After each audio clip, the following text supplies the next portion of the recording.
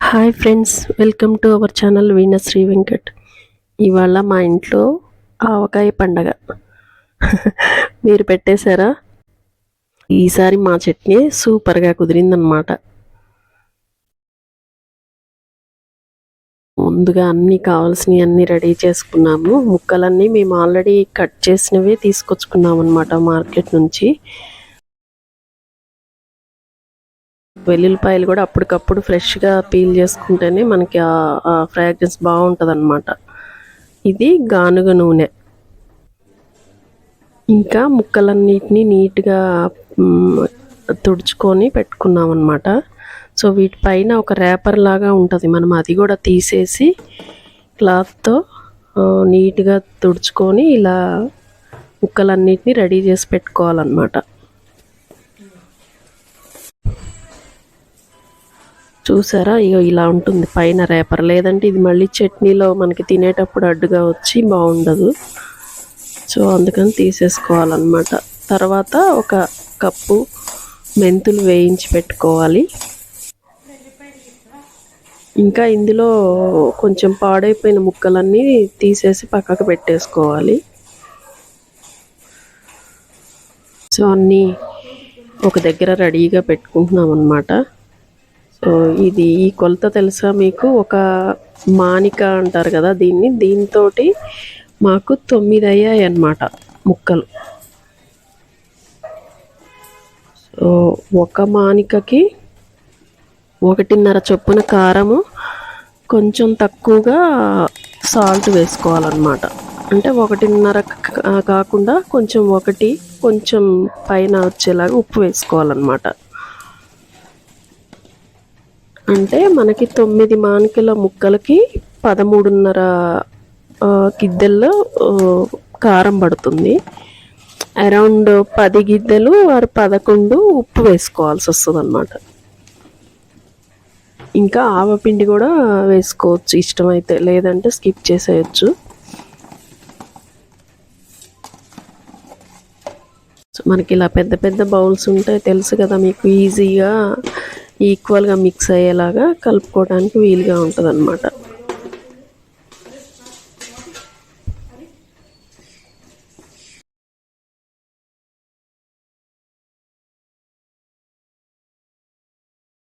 చాలామంది ఈ తతంగం కోసం ఈరంతా ఎదురు చూసే వాళ్ళు కూడా ఉంటారు. చాలా హడావుడిగా ఇంట్లో మంచి పిల్లలు కూడా వెయిట్ చేస్తూ ఉంటారు కదా, సరదాగా స్పెండ్ చేస్తూ ఆ డే అంత చక్కగా. చివరికి ఆ వేడి అన్నంలో ఆ కారం కలుపుకొని తినే తంతు ఉంటుంది కదా, చాలామందికి ఇష్టం ఉంటుంది. మన ఇండియన్స్లో మోస్ట్లీ ఇష్టపడని వారు ఉన్నారేమో ఆవకాయ అంటే. సో మేము ఇవి వేరే పెద్ద బౌల్లోకి ట్రాన్స్ఫర్ చేస్తున్నాము. సో ఇది సాల్ట్, ఇది కూడా అప్పటికప్పుడు పట్టించుకున్నదన్నమాట. రాక్ సాల్ట్ ఉంటుంది కదా, దాన్ని పౌడర్ కొట్టించి తీసుకొచ్చుకున్న సాల్ట్ అనమాట. అవి అయితేనే మనకి ఇట్లాంటి ఎక్కువ కాలం నిల్వ ఉండే చట్నీస్కి మంచిగా ఉంటాయి అన్నమాట. మధ్యలో మాకు డౌట్ వచ్చినప్పుడు మా అత్తగారికి కాల్ చేసి కనుక్కుంటుందన్నమాట మా చెల్లి.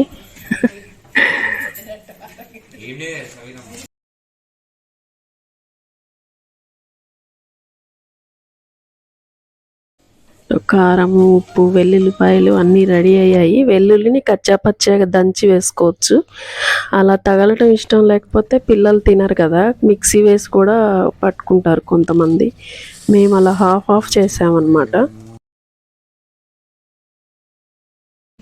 కారం మంచి కలర్ రావటం కోసం మనం ఏదైనా బ్రాండెడ్ కారం అయినా తీసుకోవచ్చు. ఇన్ కేస్ మనం పట్టించిన కారం అంత కలర్ ఉండకపోతే ఒక ప్యాకెట్ అది కలుపుకుంటే కూడా మనకి మంచి కలర్లో ఉంటుంది అన్నమాట. సో మేమైతే టప్పర్వేర్ బాక్స్లో పెట్టేసి ఫ్రిడ్జ్లో పెట్టేస్తామన్నమాట. సో ఎప్పుడు కారం ఫ్రెష్గానే ఉంటుంది, మనకి ముక్కలు మెత్తబడవు అన్నమాట అట్లా పెట్టుకుంటే. ఆల్మోస్ట్ అందరూ అలాగే ప్రిజర్వ్ చేస్తుండొచ్చు. ఇప్పుడు ఇంతకుముందు అయితే జాడీల్లో పెట్టుకునేవాళ్ళు కదా, అప్పుడు ముక్క మెత్తగా అయిపోయి కారం పెట్టిన కొత్తలో తప్ప తర్వాత మనకి తినాలనిపించదు.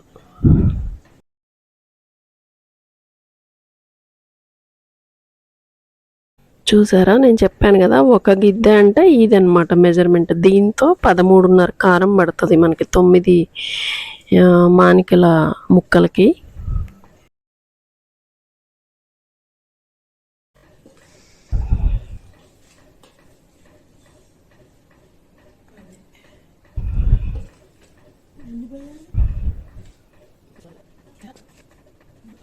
ఈ ఆవకాయ పెట్టడాన్ని పిల్లలు కూడా ఎంజాయ్ చేస్తారు కదా. సో ఇవి సాల్ట్ వచ్చేసి మనకి 10 సరిపోతుంది. ఉప్పు కొంచెం క్వాంటిటీ ఎక్కువ వస్తుంది కదా మెజర్ చేసేటప్పుడు, కాబట్టి 10 సరిపోతుంది. చూసారా చింటూ మధ్యలో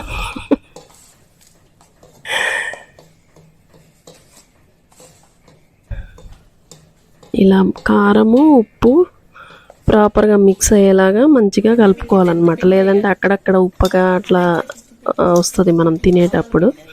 సో ఇందులో ఆవాలు పట్టేసి అది కూడా కలుపుతున్నాము. అది 1 కప్పు సరిపోతుంది, అంత ఒక గిద్దె మందం అనమాట. దానికి ప్రత్యేకించి మెజర్మెంట్ అంటే అది మీ ఇష్టం. ఎక్కువ తక్కువ టేస్ట్ రాకుండా ఉండాలంటే కొంచెం తక్కువ వేసుకోవాలి.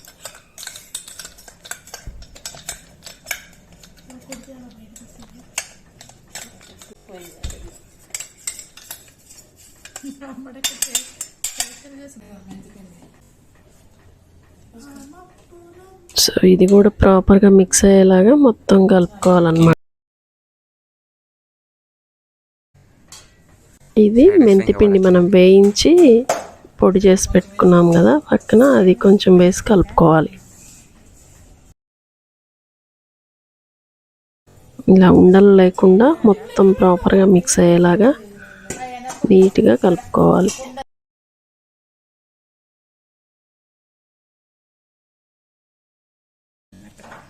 మట్టిలో ఆడుకొని పెడతాము.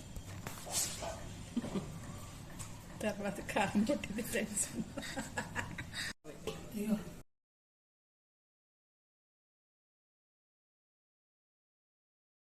సో ఇప్పుడు మొత్తం ఈక్వల్గా అంతా మిక్స్ అయిపోయింది.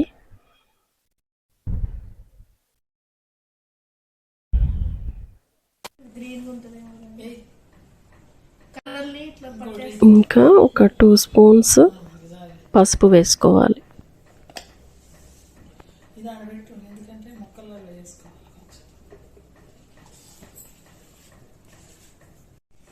పసుపు కూడా ఇందులో కలిసేలాగా మంచిగా కలుపుకొని, వెల్లుల్లి ఇలా కొంచెం కచ్చా పచ్చగా పట్టుకొని వేసుకుంటున్నాం అన్నమాట. ఎందుకంటే పెద్దవాళ్ళు తిన్నట్టుగా పిల్లలు తినరు కదా, కొంచెం ఇలా వేస్తే తినేటప్పుడు లోపలికి వెళ్ళిపోతుంది ఈజీగా.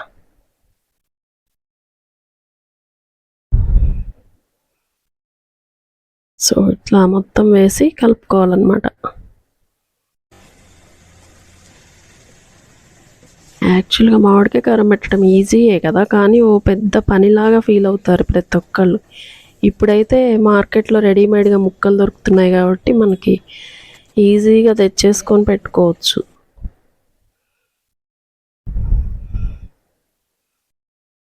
సో మిగిలిన వెల్లుల్లిపాయలన్నీ వేసేస్తున్నాము.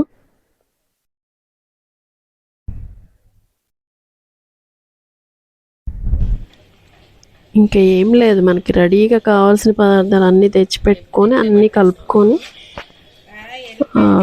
ముక్కలు ఇందులో వేసి తీసి ఒక కంటైనర్లో పెట్టేసుకోవటమే. అంత ఈజీ అన్నమాట. కాకపోతే మనకి కొలతలు కరెక్ట్గా పడాలి, అప్పుడే టేస్ట్ బాగా వస్తుంది అన్నమాట.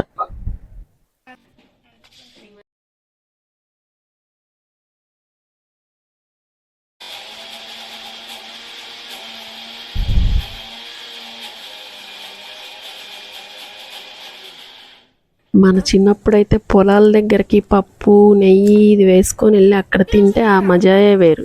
ఇప్పుడు మనకు అవకాశం లేదు కాబట్టి మనం ఎప్పుడైనా సరదాగా ఏదన్నా దగ్గరలో చిన్న చిన్న ఎక్కడికన్నా పిక్నిక్ లాగా వెళ్తాం కదా, అప్పుడు ఇట్లాగే రైస్ తీసుకెళ్ళి అక్కడ తింటూ ఎంజాయ్ చేయొచ్చు.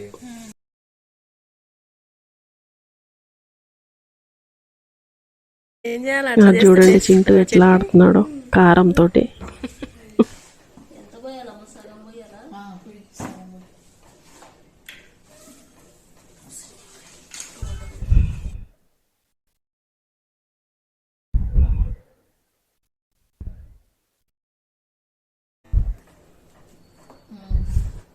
సో ఈ గానుగా ఆయిల్ని నేను ఒక పెద్ద గిన్నెలోకి పోస్తున్నాను అనమాట. మనం ముక్కలు ఇందులో వేసి మళ్ళీ కారంలో వేసి ముక్కలకు కారం పట్టించి ఇంకొక బౌల్లోకి ట్రాన్స్ఫర్ చేసుకుంటాం అనమాట. అది అనమాట ప్రాసెస్. ఆయిల్లో కూడా మనం కొంచెం పసుపు వేసుకోవాలి. చూసారా, ఇలా ముక్కల్ని ఆయిల్లో వేసి ఆ ముక్కలు తీసి మనం మిక్స్ చేసి పెట్టుకున్నాం కదా కారం అంతా, అందులో వేసి కారం పట్టించాలి ముక్కలకి. చూడండి, అలా ఆయిల్లో ముంచి వేయటం వల్ల ముక్కలకి కారం మంచిగా పట్టుకుంటుంది అనమాట. ఇలా ముక్కల్ని కారంలో దొర్లించి ఆ ముక్కలు తీసి వేరే బౌల్లో వేసుకోవాలి. అలా అన్ని ముక్కలకి ఈక్వల్గా పట్టించి చేయాలన్నమాట.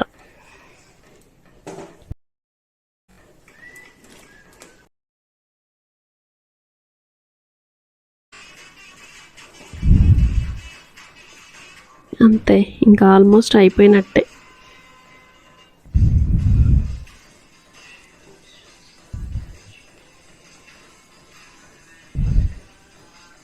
దీనికి ఒకటి ఏంటంటే ముందుగానే ఉప్పు కారము ఆ మిక్స్ మొత్తం ప్రాపర్గా మొత్తం ఈక్వల్గా కలిసేలాగా ఎక్కువసేపు కలుపుకుంటే మనకి తర్వాత అక్కడక్కడ కలవలేదు అట్లా అనే ప్రాబ్లమ్స్ ఏం లేకుండా ఉంటాయన్నమాట.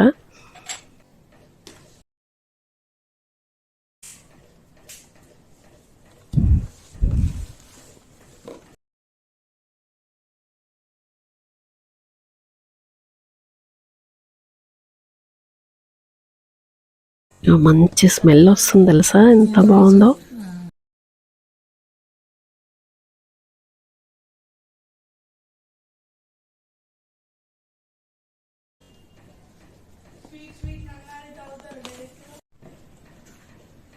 మీకు విషయం తెలుసా, ఒక్కోసారి రైస్ మిగిలిపోతాయి. మార్నింగ్ మనం అన్నం తాలింపు వేసుకుంటాం కదా, దాని బదులు ఈ మామిడికాయ కారం అన్నంలో కలుపుకొని దాన్ని తాలింపు వేసుకుంటే కూడా చాలా బాగుంటుంది.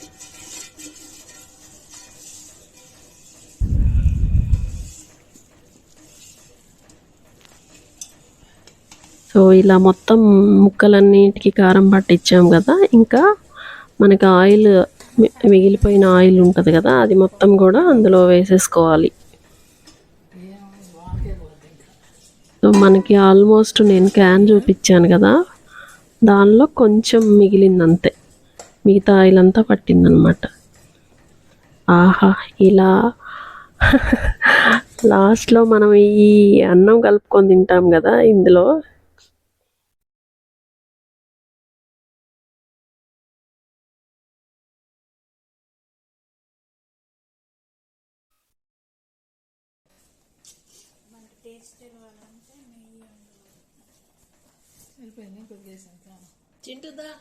వేడి వేడి అన్నంలో ఈ ఆవకాయ వేసుకుని కాసంత నెయ్యి తగిలించి అలాగా అలాగా కలిపి తింటాము.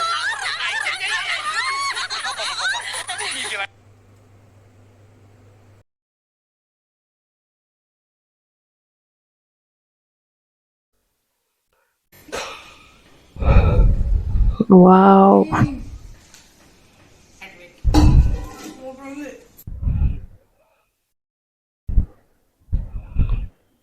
అంతే. మీరు కూడా ఈ కొలతలతో ట్రై చేసి చూడండి, తప్పకుండా పర్ఫెక్ట్గా కుదురుతుంది. సో ఇలా మనం పక్కకు పెట్టుకోవాలి గాలి చొరబడకుండా. తర్వాత 3వ రోజు తీసి మళ్ళీ మొత్తం మిక్స్ చేసుకోవాలన్నమాట.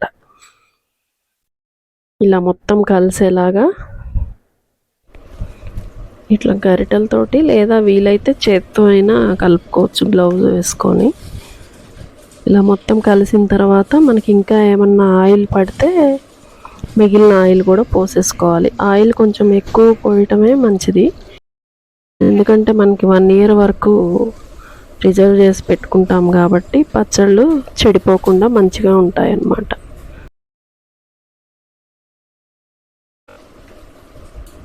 అది ఫ్రెండ్స్, మేము ఇలా టప్పర్వేర్ బాక్సుల్లోకి తీసుకొని ఫ్రీజర్లో పెట్టేసుకుంటాం అన్నమాట. ఎప్పటికప్పుడు తీసుకొని తింటే ఫ్రెష్గా ఉంటుంది చట్నీ. చూసారా, ఇలా పెద్ద టప్పర్వేర్ డబ్బాలు ఉంటాయి కదా, వాటిల్లో పెట్టేసుకొని ఫ్రిడ్జ్లో పెట్టేసుకుంటే మనం కావాల్సినప్పుడు తీసుకొని మళ్ళీ యాజ్ ఇట్ ఈస్గా పెట్టేసుకుంటే ఎప్పుడు ఫ్రెష్గా ఉంటుంది అన్నమాట చట్నీ. సో ఇట్లాంటి చిన్న గాజు కంటైనర్స్లో డైలీ యూస్కి పెట్టేసుకుంటే మనకి ఈజీగా ఇది అయిపోగానే మళ్ళీ తీసుకోవచ్చు అన్నమాట. సో ఎప్పుడు కారం, కలరు, టేస్ట్ యాజ్ ఇట్ ఈస్గా ఉంటుంది అన్నమాట ఇయర్ అంతా. Thank you so much for watching friends.